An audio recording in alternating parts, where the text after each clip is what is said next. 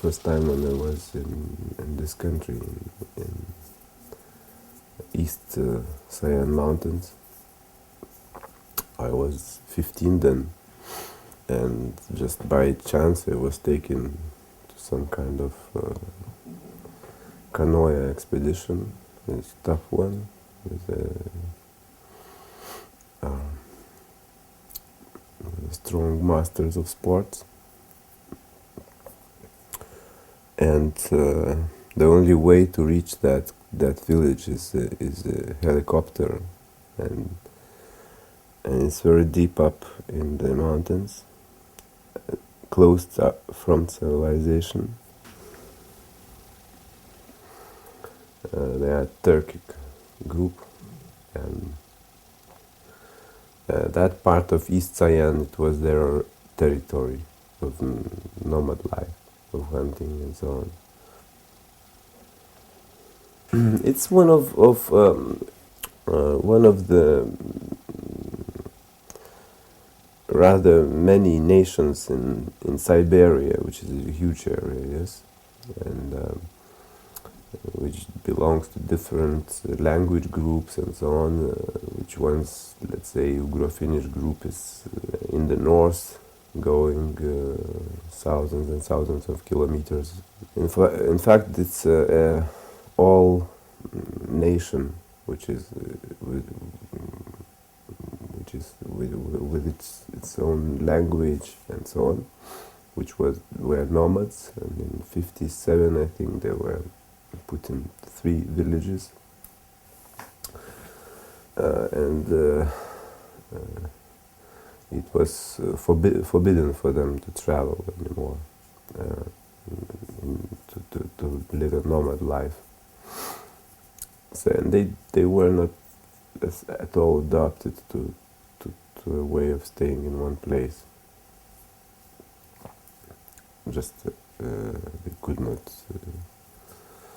So when I was there, already it was like 600 people left from that nation. They were isolated, and also isolated by law. It was like 5 times a year they were alcohol was in the shops. So then they were absolute alcoholics. I mean, all like Indians in America, very absolutely not resistant to alcohol. So they could, if you bring enough amount of vodka, you can buy for a bucket of vodka. You can buy the house, the wife, the horse, the dogs, the deers, from every one of them, and he would take this bucket, leave to taiga, and drink up to death. It's uncontrollable for them. They don't have a resistance in the blood for alcohol. They never knew it before the first Europeans started to arrive, like it was in America. It was very easy to deal with them with skins, because they were selling for vodka everything.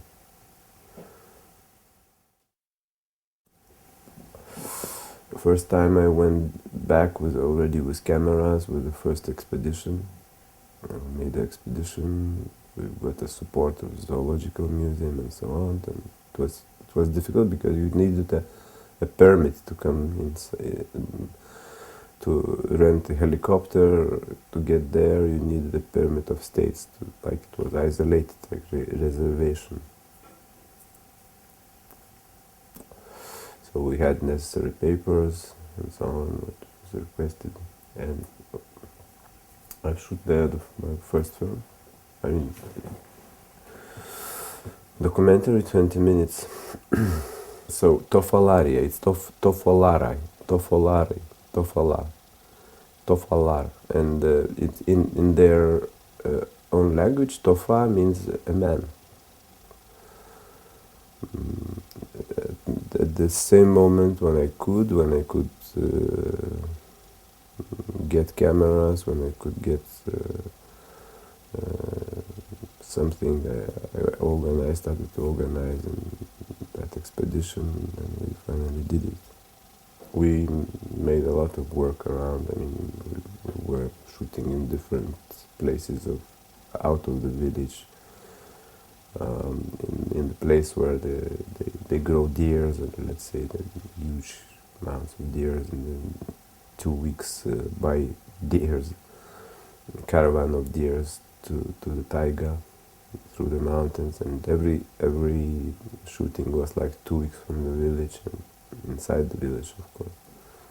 Let's say they were believing in many gods, and every place had a god, and let's say every river and every lake had a god itself, each. So they let's say they were, before going through the river, let's say they needed to pass the river, and it's dangerous river, it's all the children and so on and so on. So they would pray for the gods, so they would make kind of tea, let's say, some food, and they would put to the 4 places of the world, and to give for all gods which are behind, which are in front, which are from the sides, and asking them, let's say, in the first film he was like saying that, praying like, God, we came to your river, let us pass it, we give you this present, and there is a lot of us, and our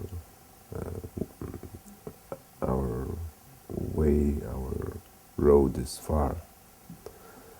And in fact there was only one man saying there is a lot of us, many of us.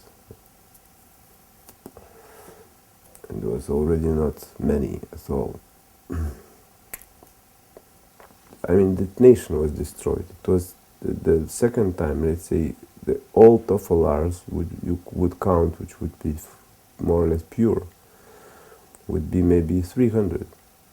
It's not a nation anymore. It's just a drop, last drop of nation, which I think now already does not exist almost. Because all of these old men, old people are dead, and the language is forgotten. All the younger population, they were either absolutely alcoholic people, either they were trying to go to the city. In fact, this film had in Soviet Union, it's win 20 awards in every festival everywhere, in all the world, cities up to Kazakhstan or somewhere else. But it was, in fact, finally it was an amateur documentary film. And so I had to come back. We checked all the theaters, which are Tomsk, Omsk, and so on, and I did not find person fitting. So, and someone proposed, they advised that man, he was a Buto dancer, and I just invited him to come here. He came, and it was interesting, very interesting, how he lives, how he is. And we made tests, and if you don't know, I mean, of course he has a different structure of the face, which is Japanese, and all the village knew that Japanese guy is coming. So they gathered everyone to this small field, which was called an airport. They gathered a lot of the big crowd waiting for the Japanese to come to look how Japanese looks like. And he came with the yellow boots and with the headphones in the ears. But 1 week later, we dressed him in the dress which these people were used to wear, and they already started to think that maybe it's not a Japanese guy, maybe someone just, they decided maybe just that it's not a Japanese guy, finally. It's someone just pretending to be.